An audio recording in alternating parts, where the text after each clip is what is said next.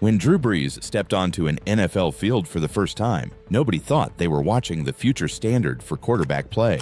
Back then, a 60% completion rate was considered elite. If you hit that mark, you were praised as accurate, efficient, reliable. By the time Brees walked away from the game, that number felt outdated, almost laughable. He didn't just raise the bar, he shattered it, then rebuilt it in his own image. 70% became the new gold standard because of him. He posted 7 seasons above that mark, owned the highest career completion percentage in league history, and delivered a single season so precise it still feels unreal, 74.4%. No quarterback before him had ever played the position with such ruthless efficiency. Well, I think the game has changed, and I think the way that young quarterbacks are coming up now has changed. And yet, somehow, the most accurate passer the NFL has ever seen still lives in the shadow of louder legends. That contradiction sits at the heart of Drew Brees' story. He redefined greatness quietly, methodically, without the jaw-dropping theatrics that dominate highlight reels. While the league obsessed over cannon arms and deep bombs, Brees became something far more dangerous. He became a surgeon. Over 80,000 passing yards, a Super Bowl victory that helped heal a broken city, and an entire generation of quarterbacks forced to chase a standard he created. And still, when fans debate the greatest quarterbacks of all time, his name often arrives late, if at all. That's not an accident. It's the result of a career built on precision instead of spectacle. From the beginning, Drew Brees was told he didn't belong. Growing up in Austin, Texas, he wasn't the kid who looked like a future NFL star. He was skinny, undersized, and lacked the physical traits scouts drooled over. Football was in his blood, sure. His father played college basketball, his mother was an all-state track athlete, and his uncle had been an All-American quarterback. But pedigree didn't erase perception. When Brees tore his ACL as a junior in high school, many believed that was the end of the story before it ever really started. Instead, it became the moment that defined him. Brees attacked rehab with an obsession that bordered on unhealthy. He wasn't just trying to come back, he was trying to prove something. His senior year at Westlake High became legendary. Over 3,800 passing yards, 31 touchdowns, a flawless 16-0 season, and a state championship. He completed more than 63% of his passes and shredded elite competition, including future NFL talent. It should have been enough to make recruiters line up.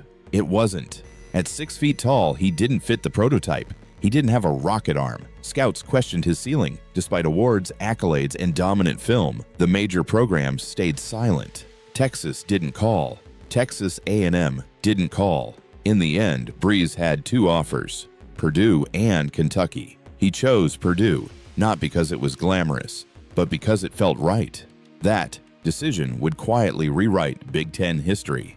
By his sophomore season, Purdue head coach Joe Tiller handed Brees the keys to an offense that looked nothing like traditional college football. It was spread-heavy, aggressive, and relentless. Brees thrived immediately. He tied NCAA records, shattered Big Ten marks, and turned Purdue into a nightmare matchup for national powers. As a senior, he led stunning wins over Ohio State and Michigan, snapping a 33-year drought and sending Purdue to its first Rose Bowl since 1967. He finished 3rd in Heisman voting and left college with a resume that screamed NFL starter. The NFL still wasn't convinced. At the Combine, Brees measured well enough, but nothing popped. Compared to the hype surrounding Michael Vick, Brees felt ordinary. When draft night arrived in 2001, the Chargers held the #1 pick and desperately needed a quarterback. They traded it away, then passed on Brees anyway. Team after team followed suit. He waded through the entire first round.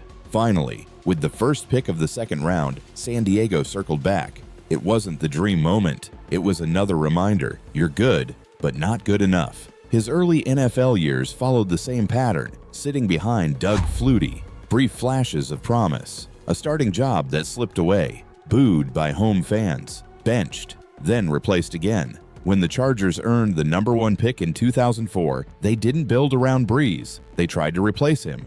Eli Manning refused to play there. Phillip Rivers arrived instead. Brees was supposed to fade quietly. He refused. In 2004, with his career hanging by a thread, Brees delivered one of the most efficient seasons the league had seen. 27 touchdowns, 7 interceptions, a division title, and a Pro Bowl. He didn't overpower defenses. He dissected them. It was death by 1,000 cuts. Just when it seemed like he had finally earned stability, disaster struck.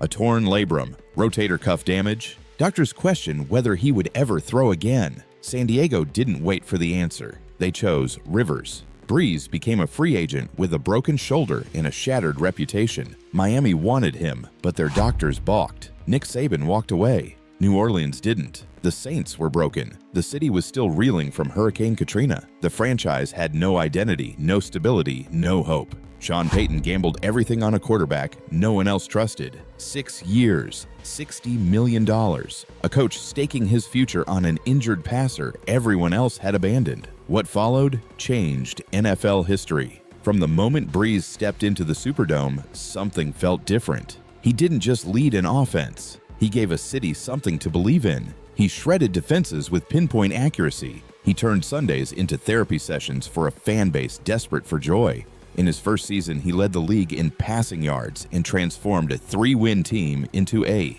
division champion. New Orleans hadn't just found a quarterback, it had found its heartbeat. The years that followed were a masterclass in precision. 5,000-yard seasons became routine. Records fell quietly, one after another. He broke Dan Marino's single-season yardage mark.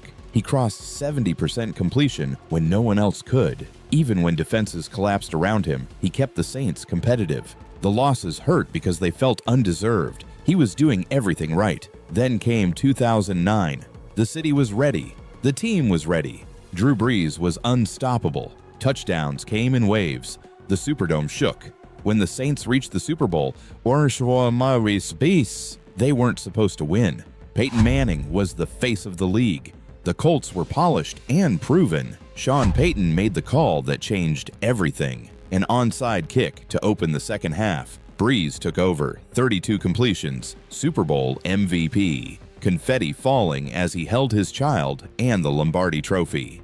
A city reborn, but Brees wasn't done. Even as age crept in, his accuracy sharpened. He completed passes with a level of consistency the league had never seen. In 2018, at nearly 40 years old, he completed 74.4% of his throws. The Saints were robbed of another Super Bowl appearance by a missed call so blatant it forced the league to rewrite its rules. Still, he kept going. Broken ribs, collapsed lung, torn thumb, none of it stopped him. He returned because quitting wasn't in his nature. When his final game ended against Tom Brady, he lingered on the field, tossed passes to his kids, smiled. Everyone knew. When he retired, the numbers were overwhelming. Over 80,000 passing yards, more records than almost anyone in history. And yet, debates still leave him out. Because he wasn't flashy, because he didn't throw no-look passes, because he didn't rely on chaos. Drew Brees made greatness look boring. And maybe that's the point.